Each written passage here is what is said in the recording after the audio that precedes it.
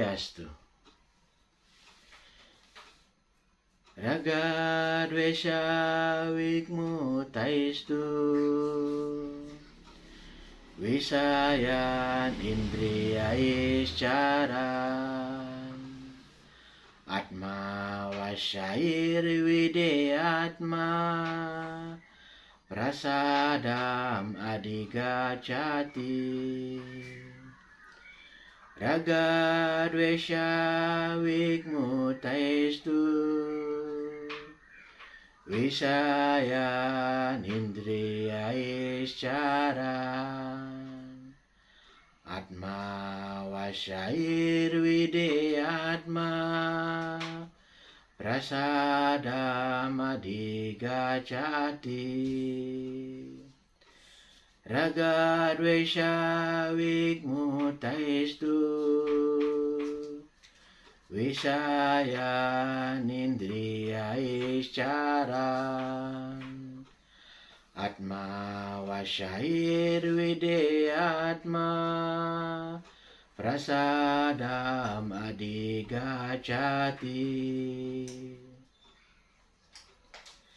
Artinya, tetapi orang yang sudah bebas dari segala ikatan dan rasa tidak suka serta sanggup mengendalikan indria-indria melalui prinsip-prinsip kebebasan yang teratur, dapat memperoleh karunia sepenuhnya dari Tuhan. Para sahabat yang saya muliakan, pada bab 2 sloka 64 sampai sloka 72, Sri Krishna menjawab pertanyaan Arjuna yang keempat, yaitu bagaimana orang yang telah sadar akan Tuhan, stita pratnya, berjalan. Yang artinya bagaimana orang-orang tersebut menyibukkan indria-indrianya. Sudah dijelaskan dalam sloka sebelumnya bahwa seseorang dapat mengendalikan indria-indrianya untuk pengabdian pada Tuhan. Karena kebahagiaan yang sejati ada di dalam Tuhan, bukan di luar Tuhan.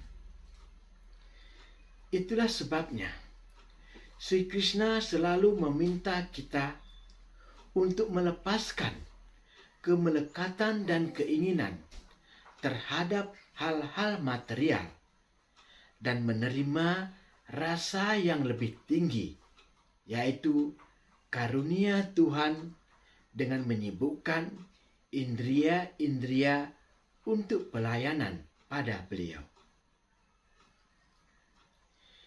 Indria-indria memerlukan kesibukan yang nyata.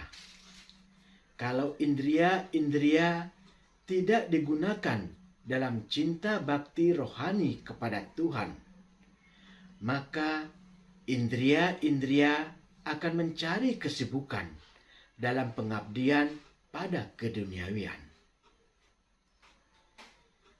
Dalam Srimad Bhagavatam, Bhagavata Purana, kita dapat meneladani, mengambil contoh tentang riwayat Maharat Ambaris. Bagaimana Maharat Ambaris menyibukkan indria-indrianya untuk pengabdian pada Tuhan Sri Krishna. Maharat Ambaris memusatkan pikirannya pada kaki Padma Sri Krishna. Kata-katanya hanya untuk memuliakan Sri Krishna. Tangannya untuk membersihkan tempat sembahyang.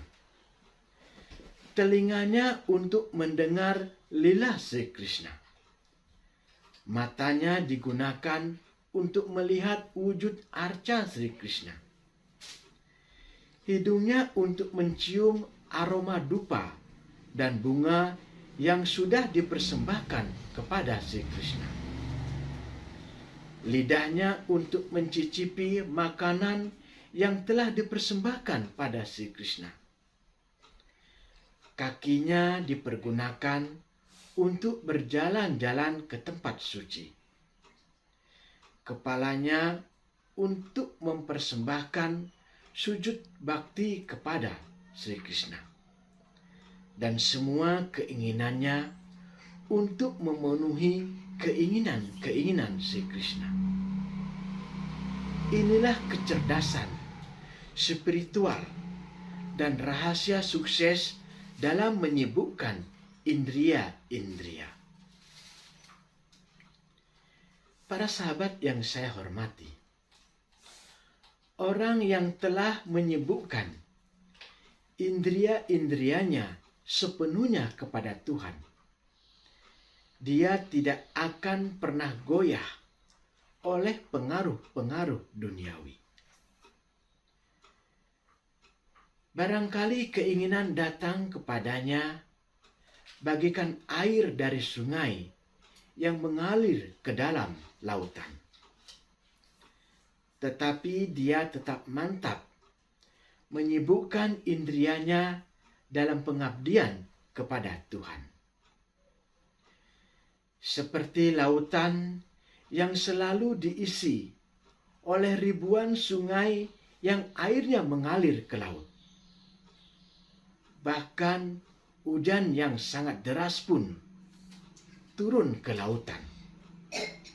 Tetapi lautan tetap mantap, tidak goyah, dan tidak melampaui batas pantainya. Arjuna tidak punya keinginan sedikit pun untuk berperang demi dirinya sendiri. Tetapi Arjuna yang sama berperang sekuat tenaga demi Krishna. Jadi kebebasan yang sejati dari keinginan berarti keinginan untuk memuaskan Krishna atau Tuhan. Orang tidak mungkin bebas dari keinginan. Karena itu, ia harus mengubah sifat keinginan dan mengetahui bahwa segala sesuatu milik Krishna, milik Tuhan. Isa wasyam idam sarwam. Esa Brahma stiti prarta Nainam prapya vimoyati Stitva syam antakalepi Brahma nirvanam ricati Esa Brahma stiti parta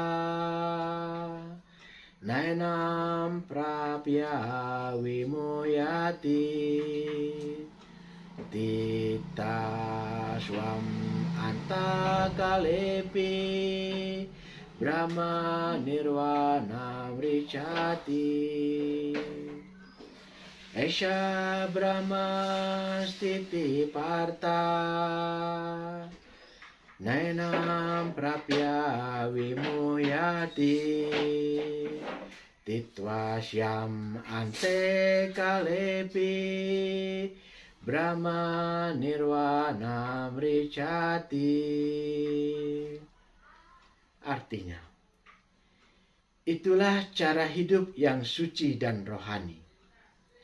Sesudah mencapai kehidupan seperti itu, seseorang tidak dibingungkan. Kalau seseorang mantap seperti itu, bahkan pada saat kematian sekalipun, ia dapat masuk ke kerajaan Tuhan. Para sahabat yang terkasih,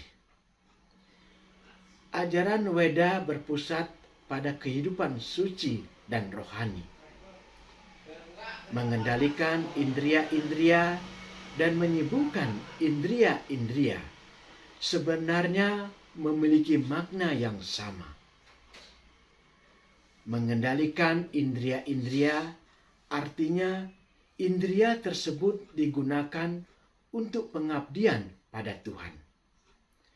Dan menyibukkan indria-indria maksudnya adalah menggunakan indria-indria tersebut untuk pelayanan kepada Tuhan.